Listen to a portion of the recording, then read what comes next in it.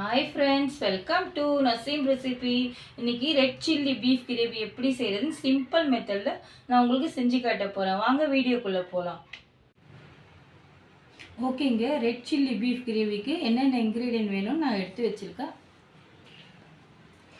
Onion 2 cut பண்ணி வச்சுருக்கேன். தக்காளி 2 மீடியம் சைஸில் கட் பண்ணி வச்சுருக்கேன்.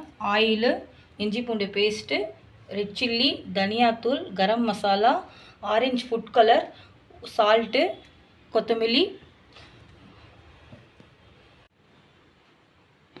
ஓகேங்க, உங்களுக்கு நான் இப்போ 400 கிராம் பீஃப் எடுத்து நல்லா வாஷ் பண்ணி 2 விசில் வேக வச்சு எடுத்துருக்கேன். வாங்க நான் எப்படி வெந்திருக்குதுன்னு காட்டுறேன். நீங்களும் இதே மாதிரி 2 விசில் பண்ணி வச்சுக்கோங்க. இப்போ நல்லா ட்ரையாக இருக்குது கொஞ்சம். இப்போ நம்ம இது கூட என்னென்ன மசாலா ஆட் பண்ணோம் எல்லாம் ஆட் பண்ணிவிட்டு அப்படியே ஏற்றிடணும்.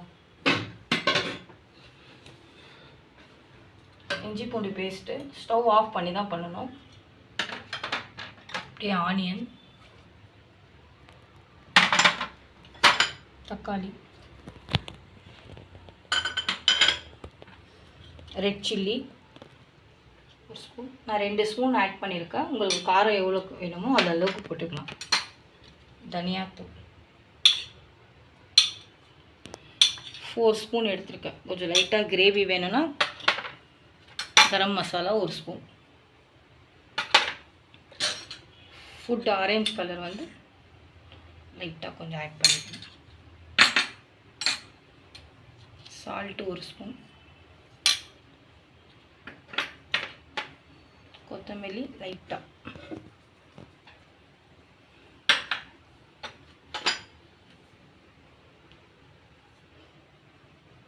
ஆயில் ஒரு 2 ஸ்பூன்.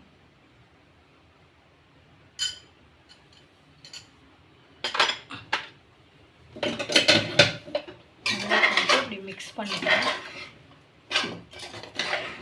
நல்லா அப்படியே மிக்ஸ் பண்ணிக்கலாம்.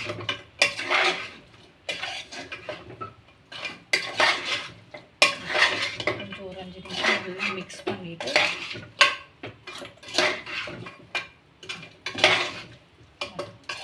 நல்லா மிக்ஸ் பண்ணிவிட்டு ஸ்டவ் ஆஃப் பண்ணிடணும். ஆஃப் பண்ணிவிட்டு நல்லா இது மாதிரி எல்லாம் போட்டு நல்லா மிக்ஸ் பண்ணிவிட்டு ஒரு 3 விசில் தான் நல்லா வெந்துடும். 3 விசிலில் வேக வச்சுட்டு அதுக்கப்புறம் என்ன ப்ராசஸ்ன்னு நான் உங்களுக்கு காட்டுறேன். அவ்வளோதான். இப்போ ஸ்டவ் ஆன் பண்ணிவிட்டு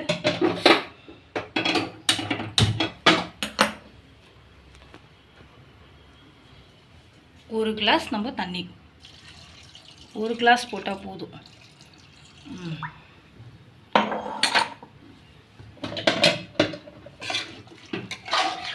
ரொம்ப போடக்கூடாது, கரெக்டாக இருக்கும். ஒரு 3 விசில்.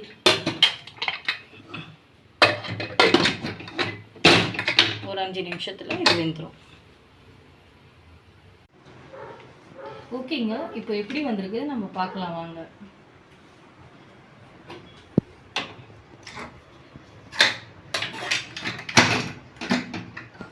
மூணு விசில் சொல்லியிருந்தோம் இல்லையா, 3 விசில் ஆயிடுச்சு. இப்போ நம்ம எப்படி வெந்திருக்குதுன்னு பார்க்கலாம். கரெக்டாக வெந்திருக்குதுங்க. இப்போ நம்ம என்ன பண்ணணும், கரெக்டாக வந்திருக்குது அந்த கிரேவி. அப்படியே மாற்றிட்டு ஒரு கடாயை வச்சுட்டு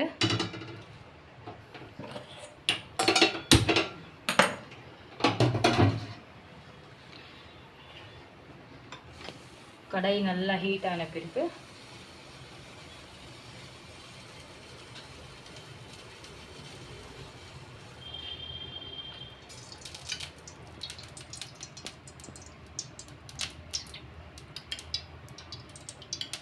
ஒரு 5 ஸ்பூன் ஆயில் சேர்த்துருக்கேன்.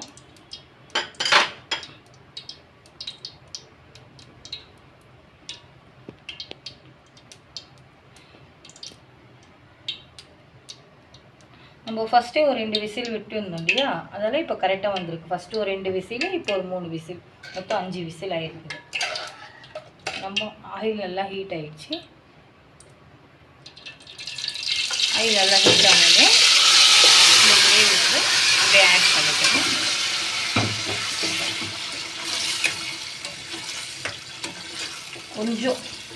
கொஞ்சம் கொதிக்கிட்டோம்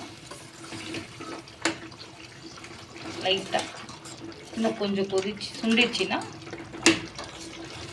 நல்லா டேஸ்டியாக இருக்கும்.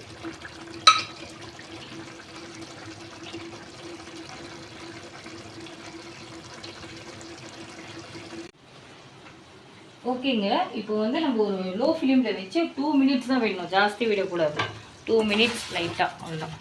இப்படி வந்துச்சா நம்ம கொத்தமல்லி வந்து கொஞ்சம் ஆட் பண்ணுங்க.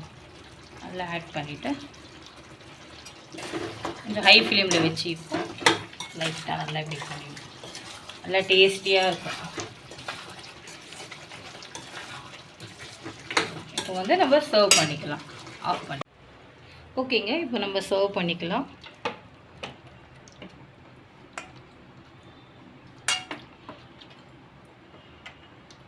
கொஞ்சம் நம்ம லைட்டாக கொத்தமல்லி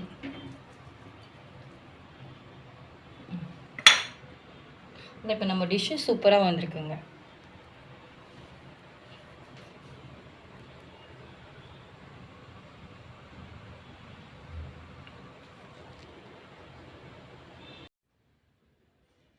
ஓகேங்க, என்னோட ரெட் சில்லி பீஃப் கிரேவி நல்லா சூப்பராக வந்திருக்குங்க. என்னோட ரெசிபி உங்களுக்கு பிடிச்சிருந்தா மறக்காமல் லைக் பண்ணுங்கள், உங்கள் ஃப்ரெண்ட்ஸ்க்கு ஷேர் பண்ணுங்கள், மறக்காமல் என்னோட சேனலுக்கு சப்ஸ்கிரைப் பண்ணிவிடுங்க. நெக்ஸ்ட் வீடியோவில் பார்க்கலாங்க.